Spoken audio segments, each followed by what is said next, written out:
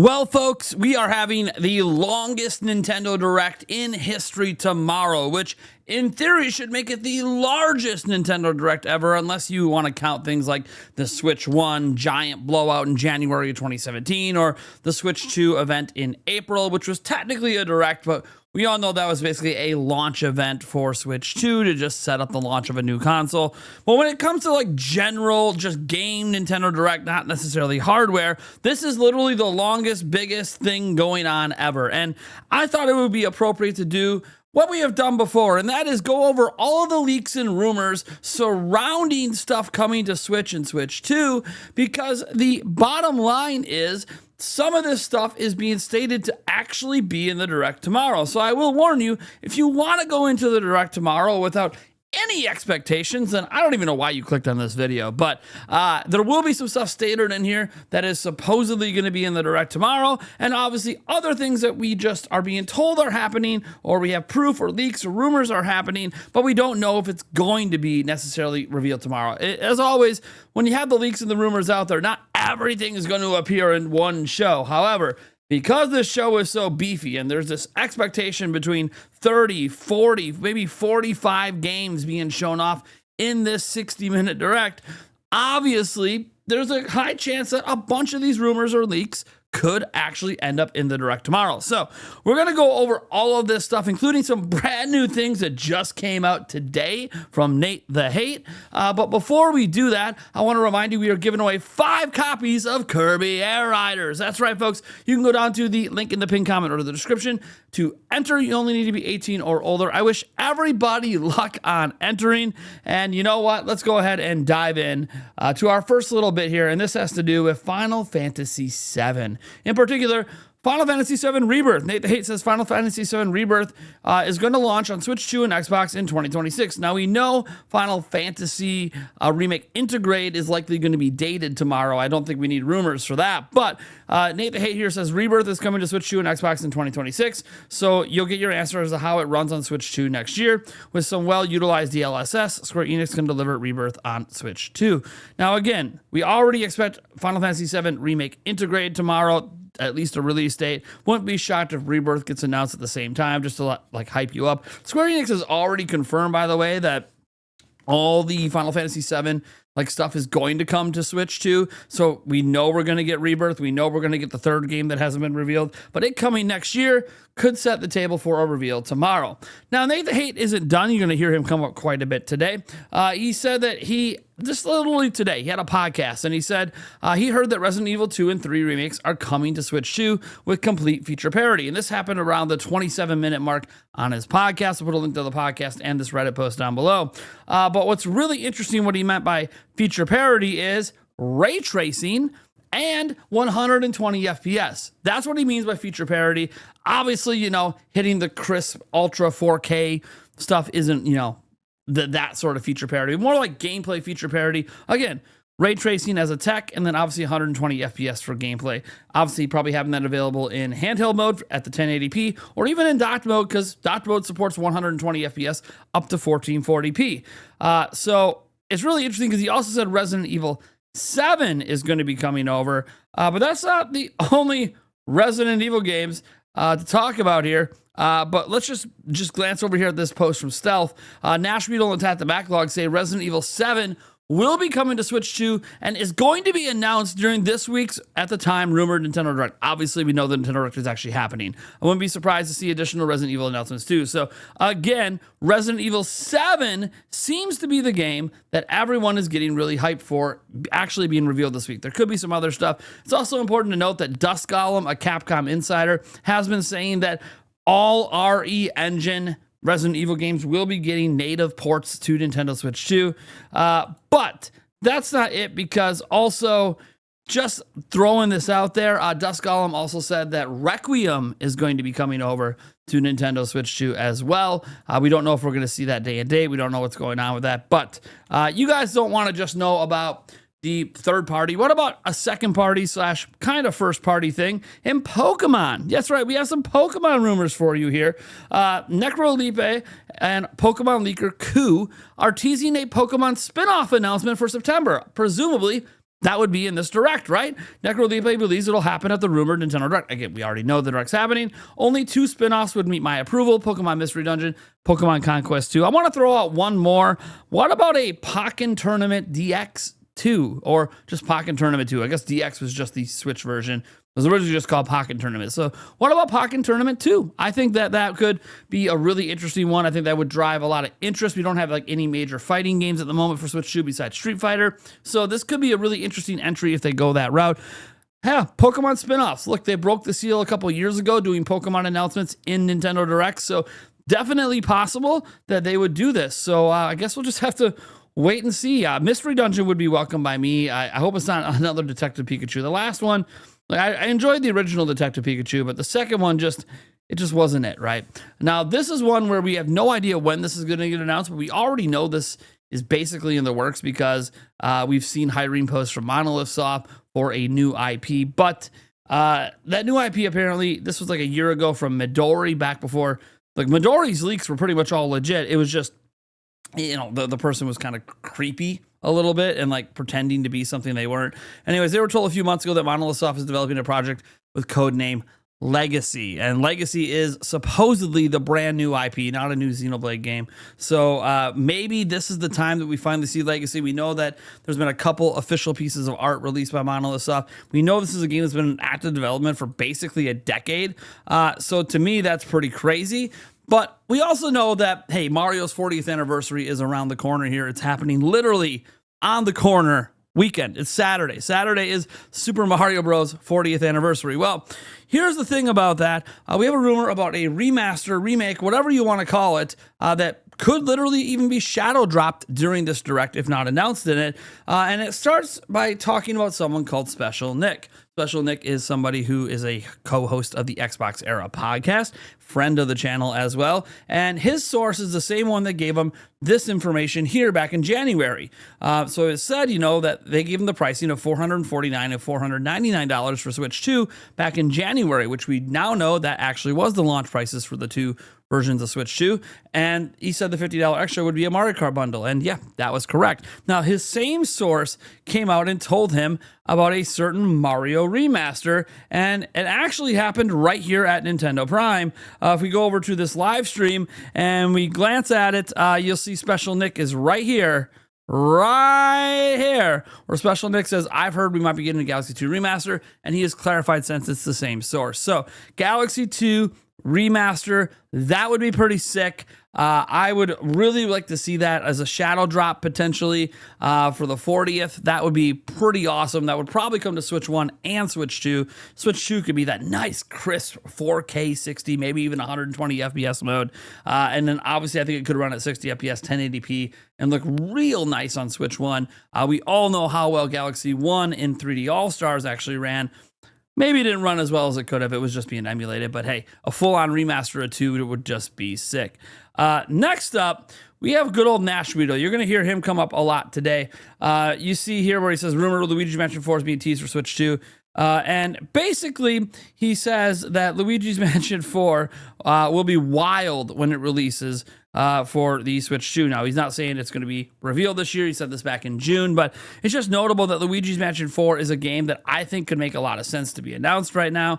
Of course, maybe they want to wait to announce it early next year, and it ends up being like an October game next year. I always felt like Luigi's Mansion kind of has like a Halloween-y sort of vibe to it. You're ghost hunting, right? So it kind of makes sense to put that as a Halloween game, maybe in 2026. But who knows? Maybe it's a surprise game for this year. Maybe it's an early game next year. But it's just throwing out there that that is a possibility and one of the many rumors that are floating out there. And remember I said Nash Weedle is going to come up a lot. How about a new Yoshi game? So Nash Weedle said League Express, a Yoshi game is on its way to Switch 2, codenamed Sunny, and it would once again use Unreal Engine. And yes, the last Yoshi game did use Unreal Engine. The first clues suggest it's in development again in the middle of last year, but based on material that was reportedly recovered. As soon as I have more details, I'll let you know. He hasn't really had an update on this. This was posted back in July. I don't know that this is where our new Yoshi game will be revealed, to be clear, but we don't know what's going to be revealed. So sure, they got to reveal a new Yoshi game eventually. So this Direct's as good as any other, even if I feel like that would be another 2026 title. Of course, that's probably the case for a lot of brand new reveals in this Direct because Most of what we're going to see for this year, I think, is just going to be stuff that gets release dates on already announced things, maybe even Splatoon Raiders and all of that. But again, Nashville's not done. How about a new Pikmin? So a multiplayer mode for Pikmin is being developed, much more complete and complex than it was seen in Pikmin 4. It will likely be an addition to the highly probable Nintendo Switch 2 edition, and we'll be able to play it online through Game Chat. Now, that last part is speculation. I'm going to say that if there's this big new multiplayer mode being made for Pikmin, that maybe it's being made for Pikmin 5 rather than being a Switch 2 edition for Pikmin 4. That's just my guess. He thinks it'll be just a Switch 2 edition for Pikmin 4. I'm starting to think that this will actually be part of Pikmin 5. I think it makes a lot of sense to really boost up Pikmin 5. Pikmin 4 is the best-selling Pikmin of all time. Keep that momentum going with 5 by adding this new multiplayer feature in. I think that just would be the way to go. Now, we got to keep going here because finally we get to something that isn't necessarily from Nashweedle. And this report here about Camelot Software is in the late stages of development work. The revered team at Camelot Software, the developers behind the Golden Sun franchise. I love that we keep bringing up Golden Sun. They're also the developers behind like Mario Tennis and Mario Golf. Anyways, are currently in the late stages of developing a project. It's not clear what Camelot is working on next, but it's undoubtedly something for the Switch 2.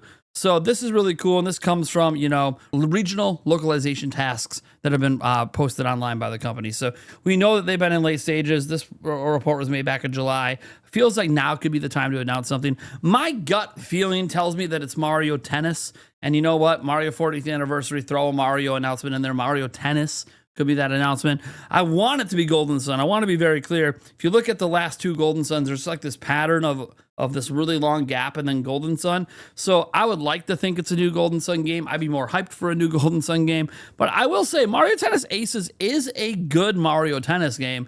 It's just, and it even has a really great multiplayer aspect. The whole tournament mode and everything is really cool. I just didn't like, can I just be frank with you? The single player just wasn't it. It was fine. Let's just put it this way. By the time I got to the end of the single player, I thought I had just played an intro to the single player, and now the real single player begins, and that wasn't the case. It was the entire thing, and it was very devoid of content in the single player. And obviously, I think just in general, you can always add more courts, more variations for the rackets, more characters, more stuff, but it was a huge step up from Mario Tennis Wii U, so I'm trying not to complain too much. It was definitely a step in the right direction, and the gameplay was fantastic. But there's just more. It just needs more content. So here's hoping that if it is Mario Tennis, they actually have a lot of content in it, because that is one game that I do think they're nailing the gameplay of. They got the right gameplay. Just got to get everything else. Now, speaking of a game that has good gameplay, but I don't know. This company can't escape any sort of controversies these days. Assassin's Creed Shadows Switch 2 rating was spotted online. Again, Shadows hasn't been announced yet. There's also some reports and rumors out there about other Assassin's Creed games like Assassin's Creed Mirage, according to the Nate the Hate, is supposedly coming this year. So we'll see what happens there. But we could see a Mirage announcement. But I also think if we get Assassin's Creed Mirage, they might as well announce Shadows as well. And Ubisoft did say it's coming to other machines. That's like the really big quote here is Shadows is already on everything, so other machines has to be Switch 2.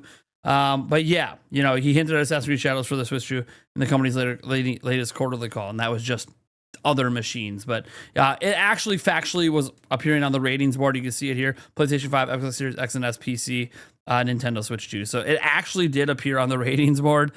So pretty wild. Yeah, I do expect to see some Assassin's Creed. I don't know if it's going to be coming this year. At least Shadows could be an early 2026 game, but I do expect to see something Assassin's Creed today anyways. Now this is a fun one because I actually got to play this game extensively, an hour-long session.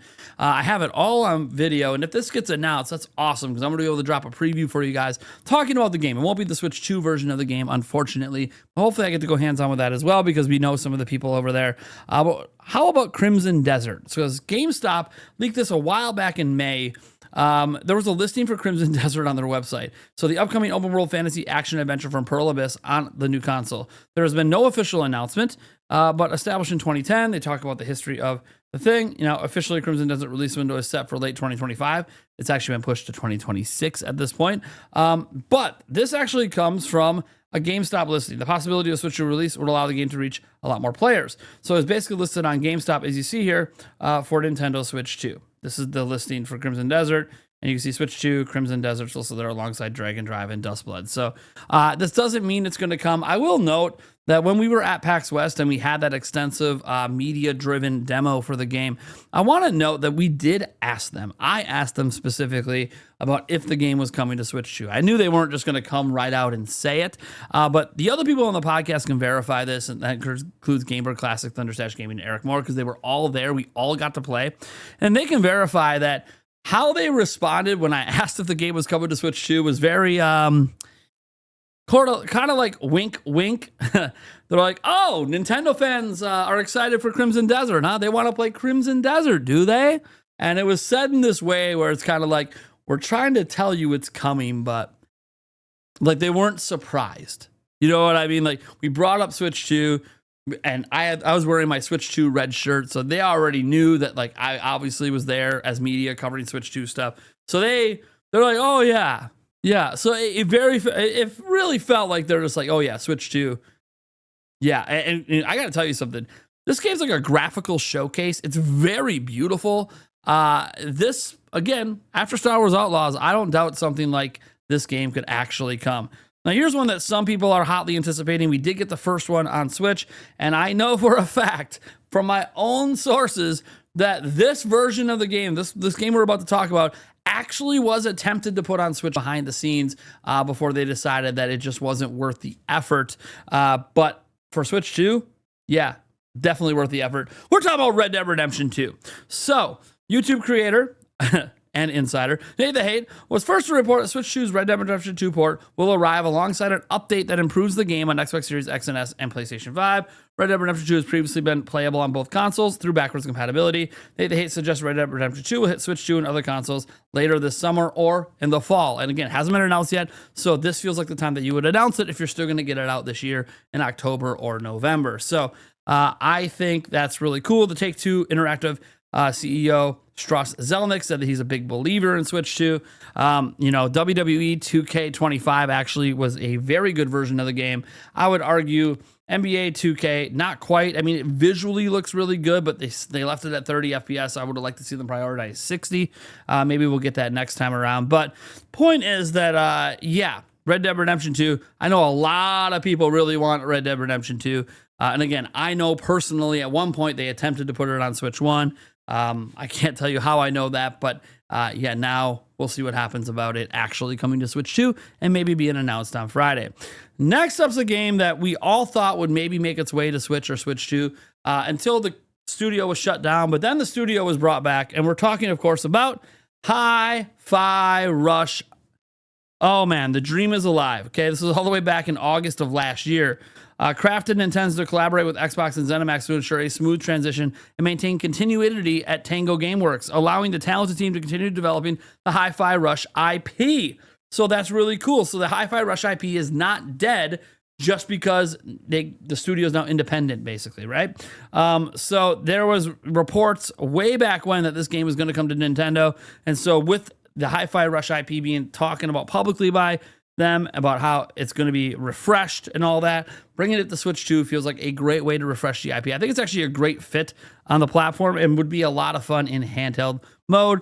And speaking of Microsoft, we have one more here for you, and there's kind of two rumors behind this one. First one was, this was back around the time Donkey Kong Bonanza came out, and you saw Sea of Thieves post this thing, "Oh, banana," which we all know is a reference to DK Bonanza. If you've ever played the game or seen anything about it, you see Walmart Canada responding. Like we all know that this is a DK reference, right? That everyone knows this is a Donkey Kong reference, but it hasn't been announced yet. Well, Nate the Hate has said that Sea of Thieves will be the very first game coming to Switch 2 from Microsoft, despite the fact that Indiana Jones and the Great Circle has already been announced for next year.